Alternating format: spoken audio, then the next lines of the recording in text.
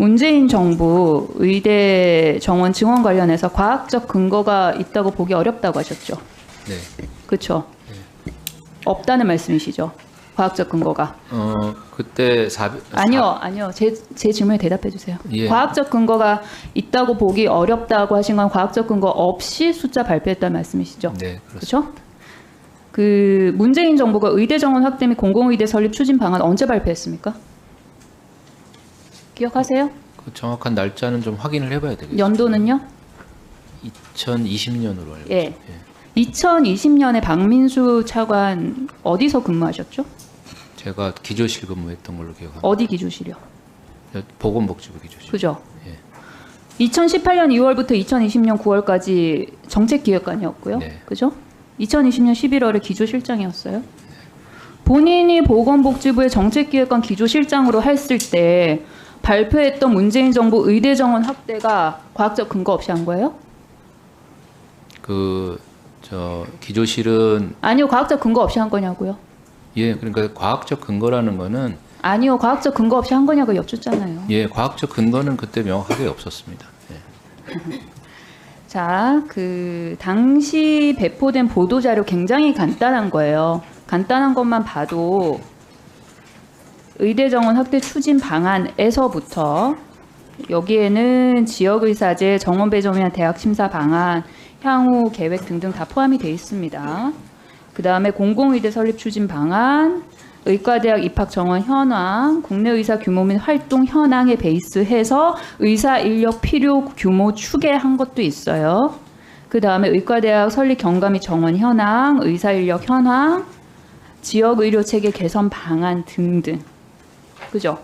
그러면 이거는 과학적 근거가 아니네요. 그죠? 제가 말씀드린 거는 아니요.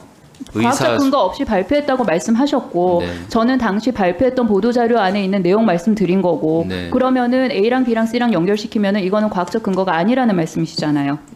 추계라는 거는 그리고 아까 얼만큼 그 부족한지. 오전에 네. 남인순 의원께서 그 증원 관련 절차적 문제 질의하셨을 때 뭐라고 답하셨냐면 의료계에서 매우 민감하게 생각하던 과제였기 때문에 정부가 생각하는 적정 증원 규모를 미리 상의할 수 없었던 사정이 있었다고 하셨어요. 네. 조기용 장관님, 네. 박민수 차관이 아까 장관님 출석 안 하셨을 때 이렇게 답변을 했는데요. 네. 전 되게 이해가 안 가요. 우리가 상식적으로 이해관계가 굉장히 첨예하게 대립하고 네. 민감한 문제일수록 의사결정 과정을 투명하게 해야 되는 거 아닙니까? 네, 맞습니다. 민감하게 반응할 거여가지고 얘기 안 했다는 게 이게 무슨 소리입니까? 그렇게 한 겁니까? 조기용 장관님? 취지 차관 말씀 그렇게 하신 거예요? 차관 말씀을 제가 직접 듣지 못했는데 제가 방금 뭐라고 했는지 말씀드렸잖아요. 네. 2,000명이 이렇게 하면 안 되죠. 그렇죠? 민감하니까 여론이 어디로 튈지 몰라서 숨겼다는 얘기 아니에요. 근데 저희가 그리고 그 박민수 차관님 네. 그 3, 4주 비상진료기간 3, 4주 가정한 거 관련해서 조금 전에 뭐라고 발언하셨었죠? 최악의 상황을 다 가정했다고 하셨죠. 최악의 사정도 대비해서 준비를 했다고 했습니다. 최악의 사정도 다 대비했는데 건정심 회의록에는 비상진료기간 3주 가정하고 총 474억 원 소요 추정. 근데 막상 1조 원에 육박했잖아요. 최악의 상황 다 가정했는데 왜 이렇게 해놨어요? 그거는요. 그게 한 1개월 안에 끝난다고 생각해서 그런 것이 아니고 이게 장기간 지속될 수도 있지만 매월 건정심에 재보고하고 대한의사협회 의견을 임현택 참고인 질의하겠습니다. 그 참고인 증인석으로 이동하는 동안 시간 좀 멈춰주세요.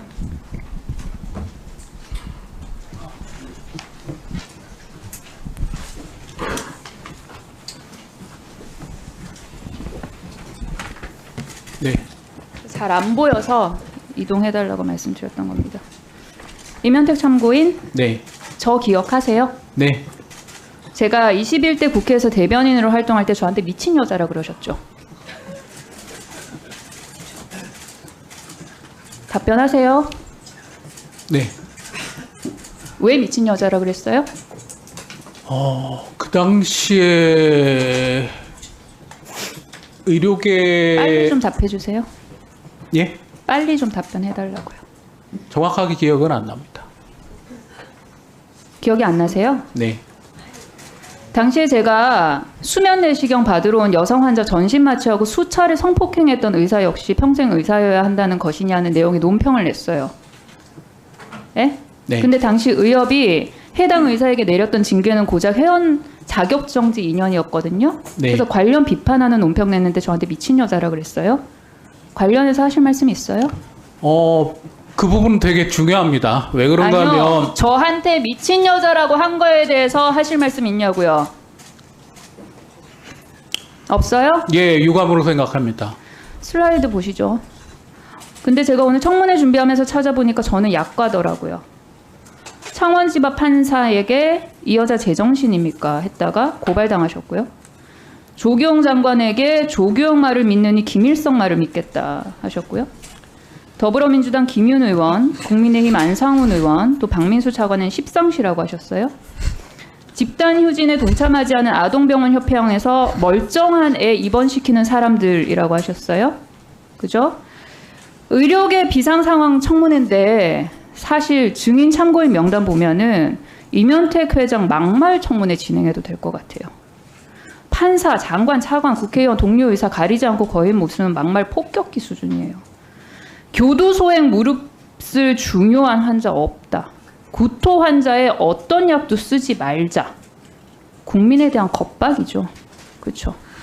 의료계 목소리 들어달라고 발언하기 전에 본인 언행을 지켜보면서 상처받았을 국민 여러분께 사과해야 되지 않겠어요? 아니에요? 답변 드리면 됩니까? 아니요, 사과해야 되지 않겠냐고요. 답변 드리면 됩니까? 사과해야 되지 않겠냐고요. 국민이 가진 헌법상의 표현의 자유의 영역에 생각된다고 생각합니다. 여러분들은 지금까지 이런 뉴스들을 보게 되면 어떤 생각이 드셨나요? 제가 항상 여러분들께 뉴스만 평소에 잘 챙겨보셔도 돈이 된다. 돈을 벌 수 있다라고 말씀을 드렸는데요. 아직도 그냥 뉴스만 보고 끝내는지 아니면 이 뉴스를 어떻게 이용할 수 있을지 이 부분을 고민하고 계시는지를 되물어보고 싶습니다. 그 이유가 뭐냐면 제가 지난 1월 초에 여러분들께 뭐라고 말씀을 드렸죠? 지금은 2차 전지에 관심을 가져야 한다. 뉴스만 보고 그냥 끝내지 마시고 투자 쪽으로 한번 생각해 보셔야 한다. 라고 말씀을 드렸습니다. 그리고 나서 뉴스를 통해서 이런 썸네일들을 많이 보셨을 텐데요. 이렇게 2차 전지가 시장에 이슈가 됐을 때 부자들은 어떻게 생각한다? 2차 전지 관련주는 뭐가 있는지, 어떤 종목이 가장 좋은지, 어디에 투자해야 돈이 몰리는지를 자연스럽게 생각한다고 제가 말씀을 드렸죠? 그 이유가 뭐냐면 부자들이 봤을 때는 이슈가 곧 돈으로 이어지고 그 이슈가 나에게 돈을 벌어준다는 경험적 확신이 있기 때문에 부자들은 항상 이런 사회적 이슈를 관심있게 챙겨본다. 이렇게 제가 말씀을 드렸는데요. 이번에도 마찬가지입니다. 제가 지난번에 시청자분들과 함께하는 주식으로 수익 내기 이벤트를 진행했었는데요.